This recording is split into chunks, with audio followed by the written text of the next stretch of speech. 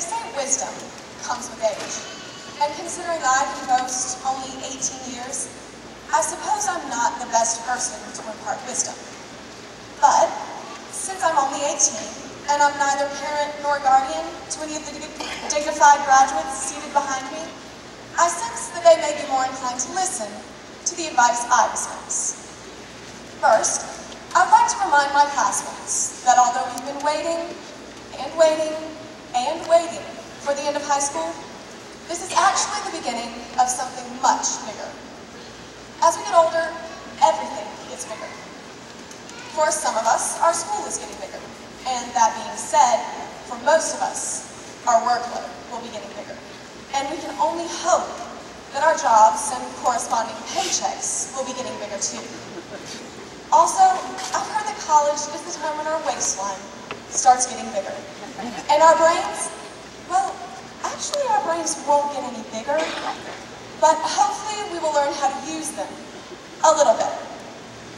If you make space for anything I say today in your already overstuffed brains, let it be this: always have something you are striving towards. Remember back when we were young and they told us that we needed to write our goals? Think about what you wrote then. What would you write if you were given the same assignment today? I can tell you that my goal is to attend Furman University, where I will study and prepare myself for graduate school, where I will study some more and prepare myself for a hopeful career in veterinary medicine. The fact of the matter is, at times, that future seems a little daunting. So, I devised a plan B that I believe will make me equally as happy. My plan B is to live in a little shack in some tropical paradise where I spend most of my days on the beach renting sea-doos from a lounge chair. The upside to plan B is that it might be nice to get out of the rat race. But the downside is, if I avoid the rat race, I would have to learn to live with less cheese. Today's ceremony represents our transition into adulthood. During this time of transition, the most important thing we can do to prepare for our futures is to make sure our aspirations grow, along with everything else. Goals give our lives meaning and direction, and give each of us a reason to wake up and seize the day. Remember, the value of your goals is not determined by quantity, but rather quality. If you want one quality goal to strive towards, live your life in the pursuit of happiness. Never be too cool to sing in the shower, or in the car, or wherever or whenever the mood strikes you. Keep a pair of rainbow toe socks on hand, and wear them with sandals. What's it gonna hurt? Go, Haley. And go ahead, laugh at your own jokes. You wouldn't have told it if you didn't think it was funny. When you go to a Japanese steakhouse, use the chopsticks. And when you leave a Japanese steakhouse, grab a handful of mints instead of just one. They won't say anything. Trust me. I know. Why not run through the neighbor's sprinklers or learn to dance the salsa? And if you see a tree with some sturdy branches close to the bottom, make your goal to reach the top. No matter what we envision for our futures, the goals that we make, the goals that we strive towards, will determine who each of us will become and the lives that we will lead when we file out through these double doors. So don't waste your future striving towards goals that won't bring you happiness. Happiness isn't a free handout in this life. It's something you have to seize. So go get it.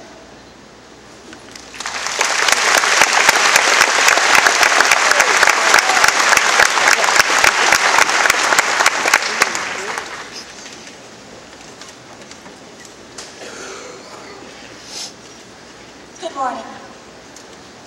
One of the most important pieces of advice I ever received occurred at one of the most random moments.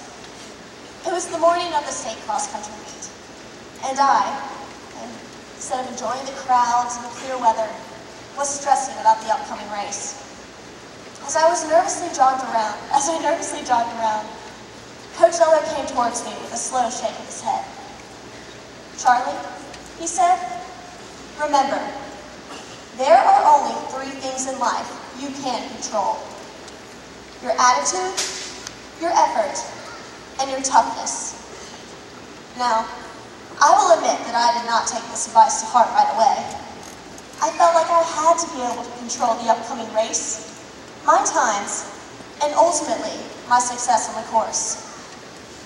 But now, as I joined my class on the starting block in the future, I realized Coach Zeller was right. The only things I can control in life are the ones that lie within me. Wade Hampton High School has prepared the class of 2008 for whatever the future might hold, whether that is higher learning, a career, or military service. Through the classes we have taken and the lessons we have learned, our class is prepared to face the unknown with stout hearts and strong minds. We have within us the skills for success, not only for the academic arena, but also for the arena of life.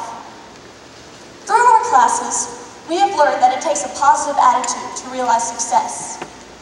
When students are willing to work hard and want to achieve, there is no telling how far they can go. Having a positive attitude can make the most daunting math problem seem easier, and the most complex project a little more enjoyable. Wade Hampton's teachers and administration have worked hard to foster this positive attitude towards life. They have gone the extra mile to teach the subjects they love and to instill passion for the subjects they teach. Wade Hampton's extracurricular activities have taught our class how the effort we put into a project can affect its outcome. Look at Eastside Week, for example. Student council put hours and hours of planning into this week-long extravaganza. They spent long days and sleepless nights running events, counting money, and gathering donations, all for the sake of charity. However, it was the Wade Hampton family that really made the difference for Homes of Hope. From having a record number of students who donated money to having students who would attend the numerous Eastside Week events, it was our student body and our class that raised $137,809.72. Through athletics, our class has learned what it means to be tough. Whether this has been on the wrestling mat, under the basket, on the football field, or on the cross-country course, our class has learned to play hard. Our coaches have taught us to never give up, no matter how big the competition is, or how long the race may be. They have taught us to play hard, and to accept the outcome of the game with grace and humility. Not only has this mental toughness allowed us to clear the hurdles around the track, but it will allow us to clear the future hurdles in our lives. Throughout our lives, there are going to be things we cannot control. We cannot control the weather, the job market, or the things people do. We cannot control the lives of our loved ones or the price of gasoline. Such things are out of our hands. However, there are things in life we can control. We can control our attitude towards the problems we face. We can determine the amount of effort we put into solving these problems. And we can decide how tough to be when life tries to get the best of us. Class of 2008, the most important tools we have in facing our future are the ones that lie within us.